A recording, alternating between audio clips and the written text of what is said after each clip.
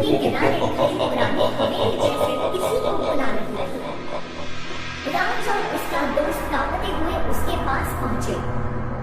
दरवाजे को हल्का सा धक्का देते ही वह खुद ब खुद चरमराकर खुल गया। अंदर घना अंधेरा था। हर कोने में धूल और मकड़ियों के जाले झूल रहे थे। जैसे ही वे कुछ कदम आगे बढ़े, पीछे से किसी के हल्के हल्के चलने की आवाज आई। राज ने तेजी से मुड़कर देखा, पर वहां कोई नहीं था। दोस्त ने घबराकर उसका हाथ पकड़ लिया। राज, हमें यहाँ से निकलना चाहिए। तभी अचानक एक पुरानी लकड़ी की कुर्सी खुद ब खुद सर कर उनके सामने आ गई। दीवार पर खून से लिखा उभरने लगा, मत आना। दोस्त की सांसें तेज हो गई। तभी राज की नजर आईने पर आई।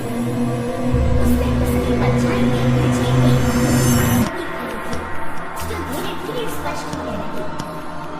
राज ने डरते हुए पीछे देखा, लेकिन वहां कुछ नहीं था।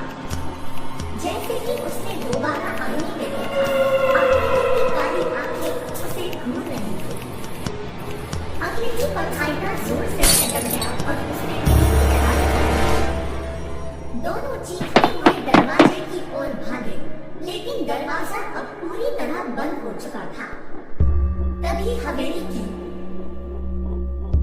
पुरानी सीढ़ियों पर हलचल हुई। सफेद कपड़ों में एक लड़की नीचे उतर रही थी।